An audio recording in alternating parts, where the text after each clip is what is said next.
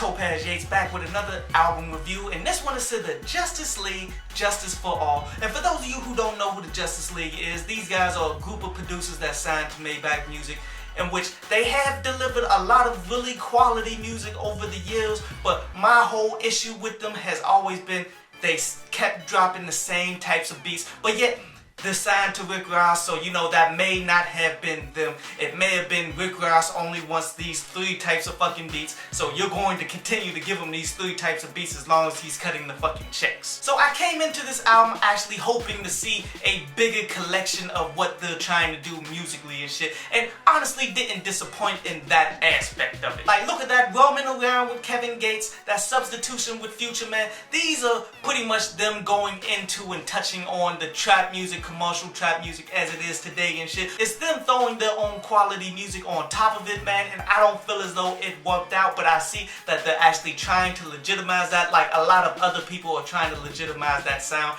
Very few people have done it right so far. Look at that Trust Nobody with Jeezy. You hear that like, okay, it got a little bit of a West Coast flavor to it, which hence kind of gives you the reason why Jeezy tried to hop on the whole Tupac flow, which kind of rubbed me completely the wrong way, and I really didn't like this track because of it, but yet that beat was still kind of solid. Then look at that Punchlines that got Loaded Lux, Math, Hoffa, Lupe, Fiasco, Shao Kahn and shit on there, man. This is the type of beat that the Justice League would do for lyrical punchline type dudes, because here's the thing, even though a lot of these dudes try not to admit it, they go out and try to get more simplistic, lesser than production, man, because they want their lyrics to be the focal point of the entire track, even though that kind of brings down the entire track because the beats are complementary, and the doper the beat, man, the doper your punchlines will fucking be. But yet, this is just the way that these MCs think for some damn reason. And which that track was pretty cool, man. I like Lux's verse, I like Matt Hoffa's verse, man. But my absolute favorite song out of this entire project, man, is that Believe in Me. And that's them pretty much giving us this soulful R&B style production.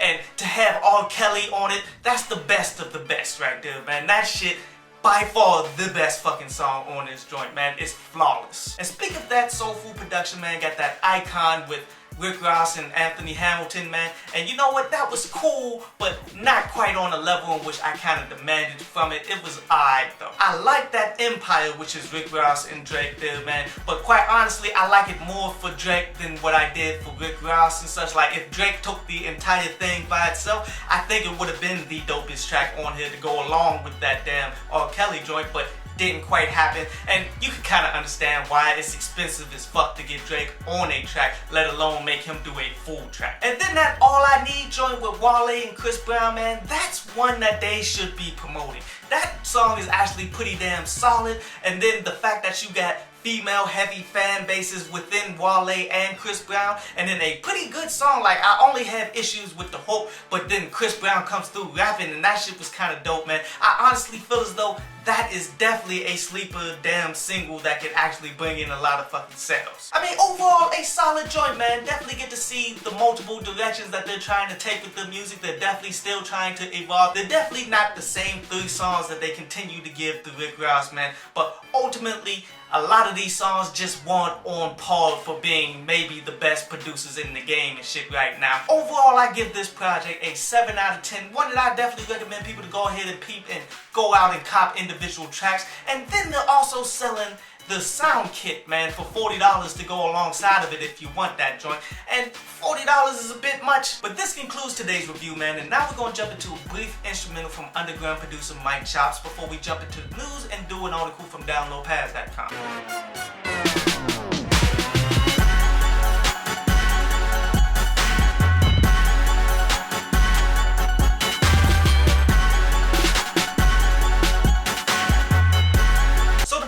Chart drop, man, in which Lecrae debuted at number 12 on the Billboard chart with 29,000 units sold, in which that's not damn bad at all for an independent, especially. Definitely kind of hope for more though. I mean, because Lecrae is the type of dude that got that critical acclaim to him and such, and this was like a surprise project with no promotion. So honestly, it sounds about right. but I definitely hope for more consistent numbers to come from that man. Because that project wasn't the best by no means from him, but still I think it deserves a bunch of sales. But anyway, on to the article from downloadpads.com, and today's article is about the 2015 album sales and such, in which we've seen an increase in album sales from 2014 to 2015. And what does that actually tell us? That tells us that people went out and bought fucking albums, even though that's something that the music industry says that people don't fucking do.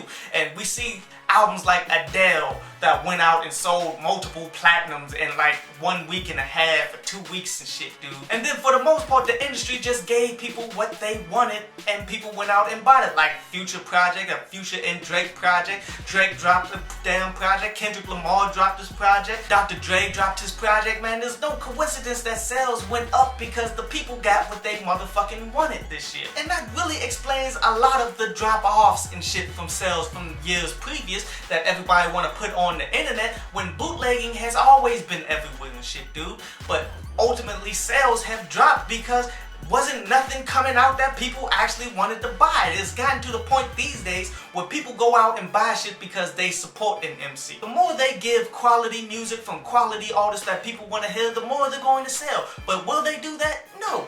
They're still chasing after the simplistic, dumb money every motherfucking day. And think that it has no correlation to the lack of sales that they continue to fucking get, which is stupid. I hope you enjoyed the show. You can follow me at Twitter up there, and you can go to downloadpads.com, that's down there, to read today's article.